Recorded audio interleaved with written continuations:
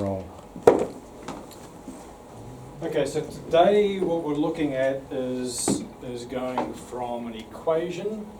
So let's say I've got an equation which looks like this.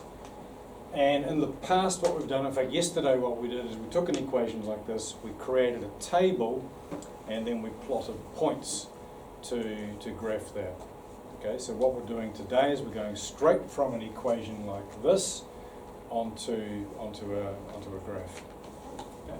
So here it is here. So what we need to do is look at where the gradient is, and we know that the gradient on this equation is there. So we've got the gradient. So we need to know what that gradient is. We've got it. Okay. So that's nice then. But what is this?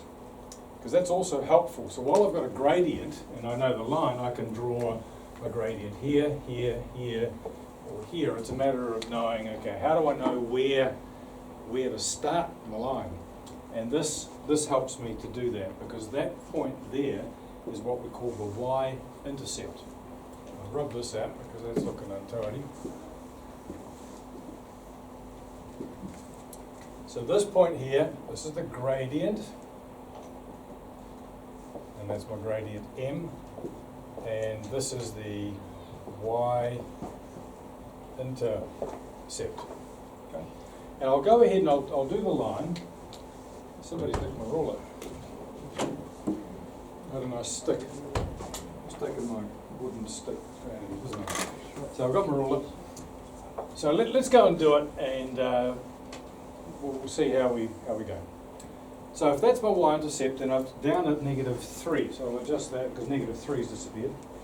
So we'll get -3. Yeah, you can see -3 now. So -3 sits there.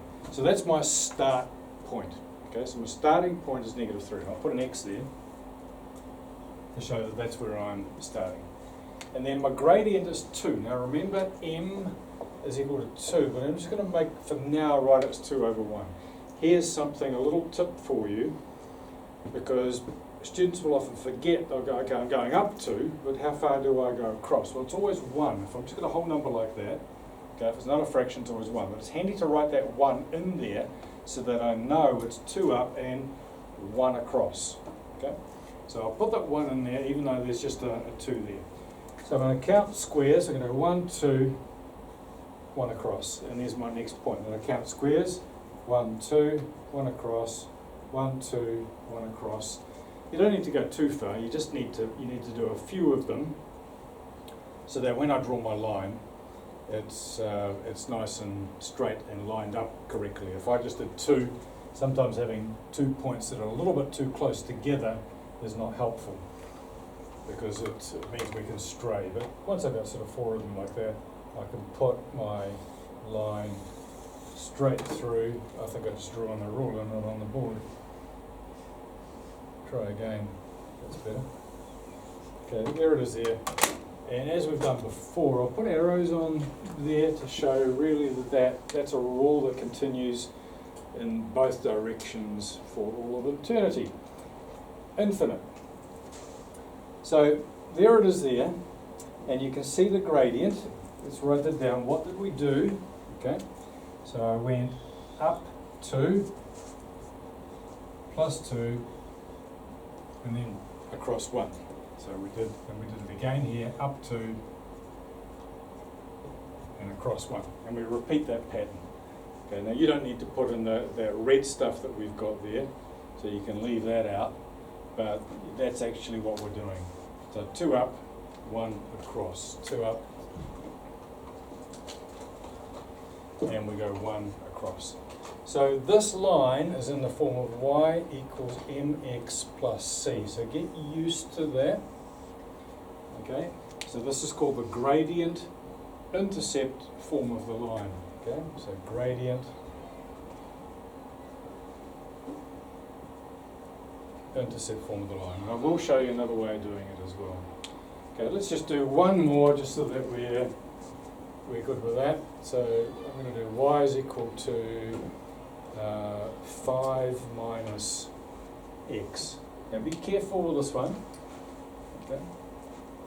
So we need to identify in this equation which one of these, where's the gradient and where is the y-intercept.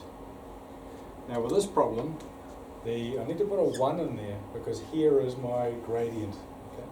So my gradient, m, is equal to -1. Okay, so just be careful with that. If you get confused about that, you think, well, what is a minus there? Why does it make it -1? We can always add that in. We can put that plus. It becomes 5 plus -1x. Notice again with these is that my gradient is coming from the number in front of the x. Okay, so there's my 2x. Look at that m is in front of the x. And so that has to be the case here as well. It's not the 5, right? Because the 5 doesn't have an x with it. So it's not whether it comes first in the equation or not, it's where that x is. And then this point here, this is now my y-intercept. And again, if we look over here, this c, notice it hasn't got an x on it. That is just a number. Often we use c in mathematics to represent what's called a constant, and a constant is just a number. So in this case, the constant is -3. Here, the constant is 5. So I've got a gradient of -1, and that's like -1 over 1. And again, look what I'm doing. I'm putting the 1 underneath that to show you that that's what we go across. So it's helpful here because we're going down 1, but we're still going across to the right 1 as well. So let's do that. I think this is a green equation. So I'm starting at 5. There it is there. And I go down 1 and across 1. And I end up here. And we just repeat that. Down 1, across 1, down 1, across 1. And that's enough, okay, for us to be able to rule